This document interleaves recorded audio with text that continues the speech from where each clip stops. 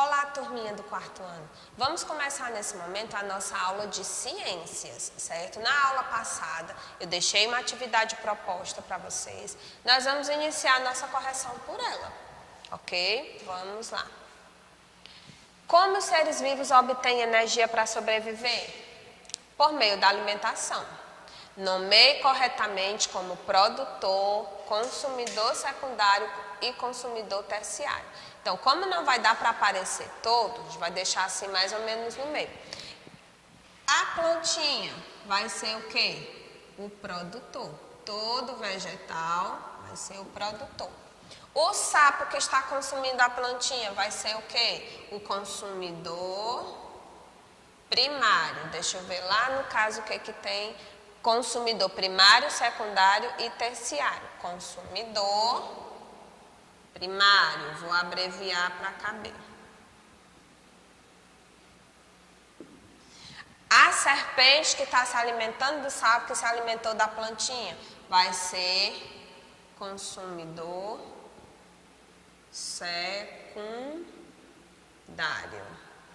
Ok? Deixa eu só voltar aqui para ver. E por último temos o consumidor terciário. Consumidor terciário. Ok? Então, consumidor primário, consumidor secundário, consumidor terciário. Ok? Continuando aqui.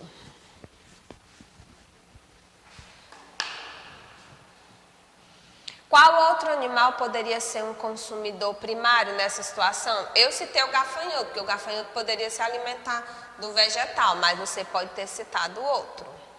O consumidor terciário é onívoro, carnívoro ou herbívoro? Quem era o consumidor terciário? Esse rapaz aqui. Ele é o quê? Carnívoro. Defina ecossistema, conjunto de componentes vivos e não vivos. Comunidades são conjuntos de populações. Populações são agrupamentos de organismos de uma mesma espécie. Sobre a cadeia alimentar, responda. Sublinhe a definição de cadeia alimentar. Produção do próprio alimento pelos seres vivos ou transferência de energia de um ser vivo para o outro.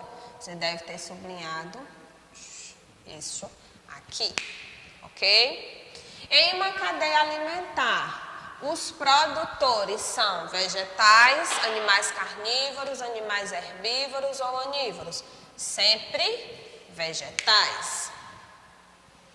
Como são chamados os seres vivos que dependem de outro ser para se alimentar? Eles são chamados de consumidores, porque nós estudamos que os produtores produzem seu próprio alimento. E os seres vivos que se alimentam de vegetais e animais mortos são chamados de quê? Decompositores, ok? E por último, vamos aqui observar. Observar o esquema do que cada ser se alimentou. Então aqui você deve ter colocado, né? A lagarta se alimentou do vegetal. O sapo se alimentou da lagarta. A serpente se alimentou do sapo.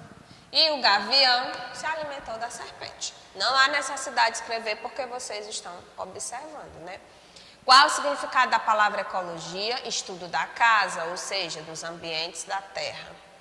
Sobre os organismos produtores, podemos afirmar com absoluta certeza que todos são autótrofos, porque eles produzem seu próprio alimento.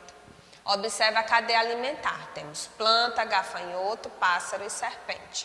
Agora, analise cada uma das alternativas e marque aquela que indica um nível trófico não indicado na cadeia alimentar. Então, nós não temos lá os decompositores. Ó. Nós temos o produtor, consumidor, primário, secundário e terciário. Porém, nós não temos lá o decompositor. Um homem alimentou-se no almoço de um prato de salada e uma pequena porção de carne de boi. Qual é a alternativa que caracteriza? Quando ele come, ele vai ser o consumidor secundário e o terciário, ok? Continuando. Escreva o significado das palavras. Autótrofos, que produz seu próprio alimento. Heterótrofos, que são aqueles que se alimentam de outros seres. Tínhamos um texto que eu propus que vocês lessem e em seguida respondessem. Com base no texto, analise a alternativa que representa uma cadeia alimentar, começando por um produtor, pastos, terminando com os consumidores secundários, capivaras e onças. Então, o que tinha descrito lá? Produtor, capivaras e onças, ok? De acordo com o texto. Animais carnívoros que se alimentam somente de herbívoros são classificados como consumidores terciários, ok? Vamos lá. Por quê? Porque o herbívoro vai se alimentar do vegetal. Então, tem o produtor, vai ter o consumidor secundário e ele vai ser consumidor terciário, ok? Analise a alternativa que contém as palavras que completam a frase. Em uma cadeia alimentar, os consumidores secundários se alimentam dos consumidores primários, pois eles são seres heterótrofos, capazes de produzir seu próprio alimento e sempre ocupam o primeiro nível trófico de qualquer cadeia alimentar. Então, vou deixar aqui para vocês conferirem. Agora que eu já dei um tempo para que vocês conferissem, nós vamos passar para a nossa aula de hoje, certo? Vamos falar sobre ecologia, certo? Sobre teia alimentar. Então, cadeias alimentares, matéria e energia no ecossistema. Então, aqui rapidinho nós vamos rever. Teia alimentar é um conjunto de cadeias alimentares interconectadas, geralmente representado como um diagrama das relações entre diversos organismos. Então, aqui nós percebemos, né?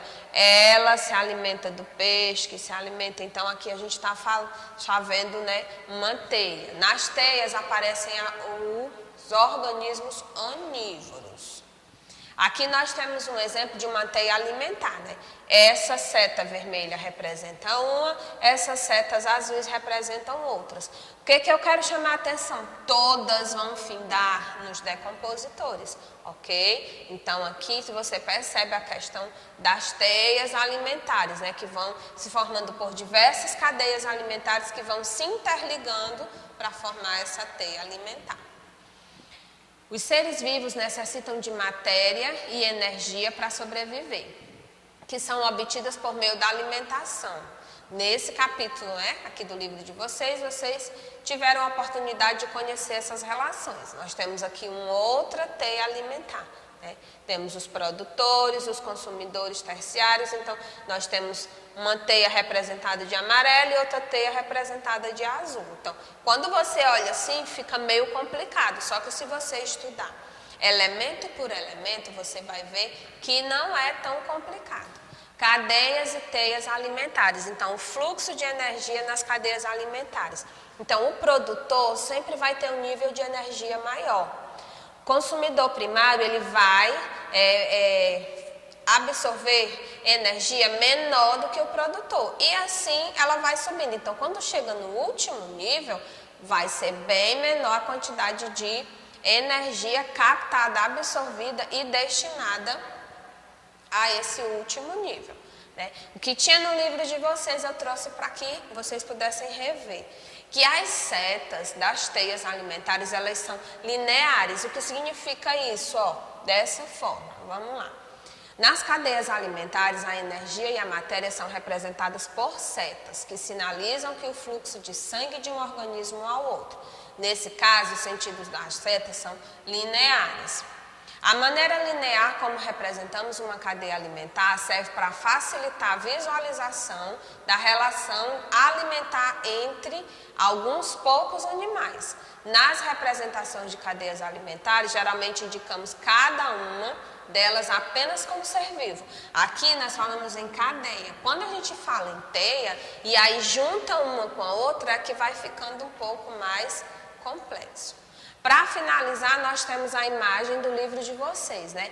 Além dos pinguins, as orcas podem se alimentar de outros animais, como polvos e tubarões. Então, vocês estão percebendo aqui que ela não vai se alimentar só do pinguim, então vai haver uma inter-relação. Ela pode se alimentar de um tubarão, ela pode se alimentar de um polvo, então quando ela se alimenta de um tubarão, já vai mudar. Quando ela se alimenta de um polvo, já vai mudar, e quando ela se alimenta de um pinguim, também. Então por isso que aqui dá essa sensação de confusão, porque se nós falarmos só do camarão e do pinguim e da orca, nós temos uma, mas a orca aqui pode não ter se alimentado do pinguim, pode ter se alimentado do tubarão, pode não ter se alimentado do tubarão, pode ter se alimentado do polvo. Então, vocês percebem que uma vai mudando a relação entre esses organismos que vão compor essa teia alimentar. Para finalizar a nossa aula de ciências de hoje, eu quero deixar para vocês, né, que eu vou passar algumas atividades lá no nosso grupo. Eu peço que vocês realizem, não há necessidade de você imprimir, apenas se quiser, registra só as respostas, não deixa de fazer, aproveita esse momento para rever e tirar alguma dúvida daquilo que tenha ficado. Então eu conto com vocês até a nossa próxima aula.